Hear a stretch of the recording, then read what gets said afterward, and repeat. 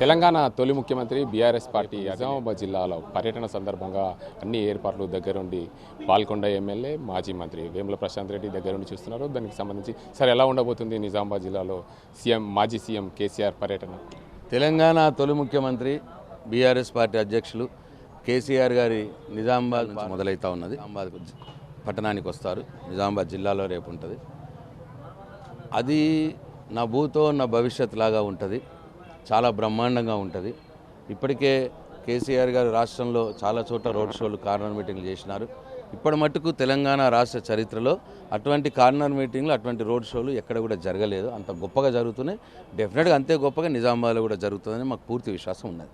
అయితే తెలంగాణ తొలి ముఖ్యమంత్రి కేసీఆర్ బయటికి వెళ్ళిన తర్వాత ప్రజల బ్రహ్మరథం పడుతున్న సంగతి తెలిసిందే. అయితే నిజామాబాద్ జిల్లాలో ఎలా ఉండబోతుంది? తప్పకుండా నిజామాబాద్ జిల్లా మొదటి నుంచి కూడా బీఆర్ఎస్ పార్టీకి అడ్డా. మొట్టమొదలు జిల్లా చైర్మన్ని స్వతంత్రంగా గెలుచుకున్న జిల్లా ఇది. నిజామాబాద్ జిల్లా టీఆర్ఎస్ పార్టీ గెలుచుకున్న 2001 నుంచి కూడా ఉద్యమాల గడ్డ నిజామాబాద్. తప్పకుండా ఇక్కడ అంతకంటే ఎక్కువ ఆదరణ ఉంటుంది కానీ తక్కువ ఉండదు.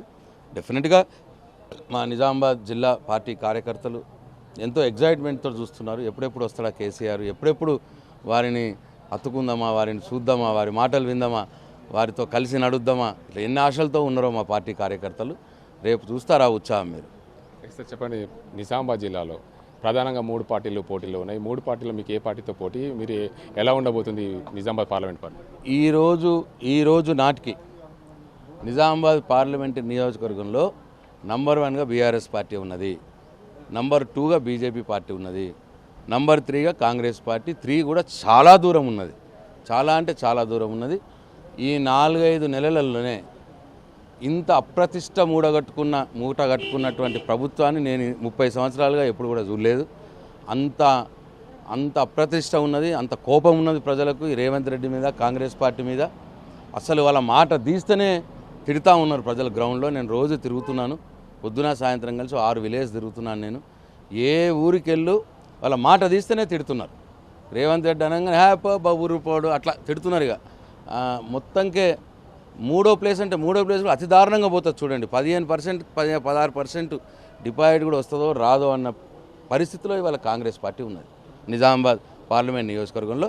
మొత్తం రాష్ట్రం అంతా కూడా అదే సీన్ ఉంటుంది. మొత్తం రాష్ట్రం అంతా కూడా అట్లనే ఉంది.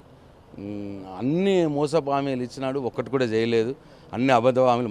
ఇప్పుడు ఇంకో డేట్లు పెడుతున్నాడు, 2 డేట్లు పెడుతున్నాడు, దేవుళ్ళ మీద ఒట్లు పెడుతున్నాడు. చేసేవాడైతే దేవుళ్ళ మీద ఒట్లు ఎందుకు పెట్టాలి? చేసి చూపించచ్చు కదా, ఎందుకు దేవుళ్ళ మీద ఒట్లు పెట్టాలి? అట్లా అర్థమైపోతూ ఉన్నది ప్రజలకు. రేవంత్ రెడ్డి గారి గురించి మొత్తం అర్థమైపోతూ ఉన్నది. కాబట్టి 3వ ప్లేస్ కూడా అతి దారుణంగా 3వ ప్లేస్ నేను చెప్తున్నా, మీరు ఇది రాసి పెట్టుకోండి. అయితే సార్ చెప్పండి, నిజామాబాద్ జిల్లా ప్రజలకి చివరిగా ఏం సందేశం ఇస్తారు పార్లమెంట్ ఓటర్లకి? నేను నిజామాబాద్ పార్లమెంట్ నియోజకవర్గ ఓటర్ మహేషాలందరికీ నా నమస్కారం. మీకు నాది ఒకటే విజ్ఞప్తి. ఇటు కాంగ్రెస్ పార్టీ మొన్న అసెంబ్లీ ఎన్నికల్లో చాలా హామీలు ఇచ్చింది, ఒక్కటి కూడా చేయలేదు, ఒక ఉచిత బస్సు తప్ప.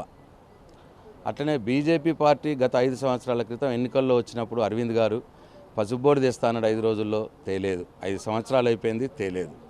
అట్లనే స్కిల్ డెవలప్మెంట్ సెంటర్లు ఓపెన్ చేపిస్తా అన్నాడు, ఓపెన్ చేపియలేదు యువత కోసం.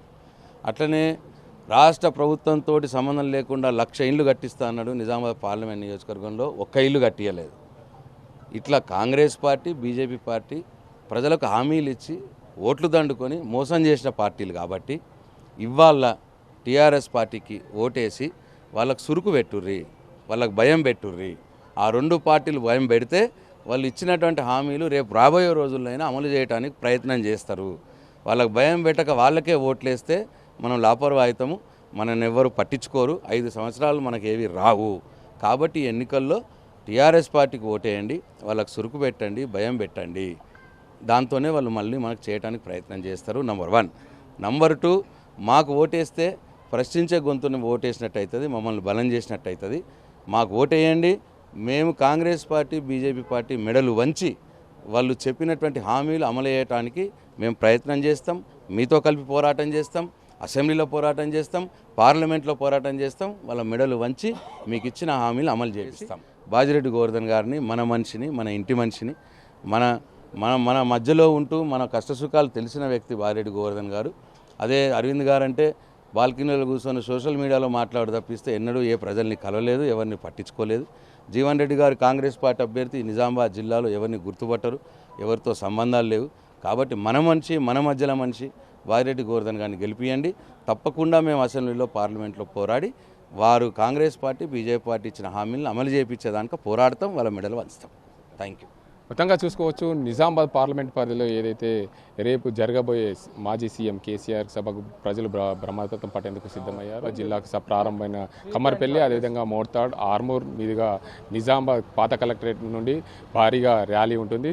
అదేవిధంగా గాంధీ చౌక్, నెహ్రూ పార్కులో కార్నర్ మీటింగ్ ఉంటుంది. అనంతరం కామారెడ్డి ఆ రోజు రాత్రి ఇక్కడే బస్ వేసేసి అనంతరం కామారెడ్డి వెళ్తారని చెప్తున్నారు. మొత్తంగా కాంగ్రెస్, బీజేపీల వైపు ప్రజలు విసిగిపోయారు. ఆ రెండు పార్టీలు ప్రజల్ని మోసం చేశాయి. అందుకే ప్రజలందరూ కూడా బీఆర్ఎస్ పార్టీ ఉన్నారు. నిజామాబాద్ అభ్యర్థి బాజిరెడ్డి గోవర్ధన్ని గెలిపిస్తారని చెప్పి బాల్కొండ ఎమ్మెల్యే, మాజీ మంత్రి వేముల ప్రశాంత్ రెడ్డి చెప్తున్నారు. ఇది ఇక్కడ పరిస్థితి. కెమెరా అజీంతో గంగారెడ్డి, RTV నిజామాబాద్. నమస్తే అండి.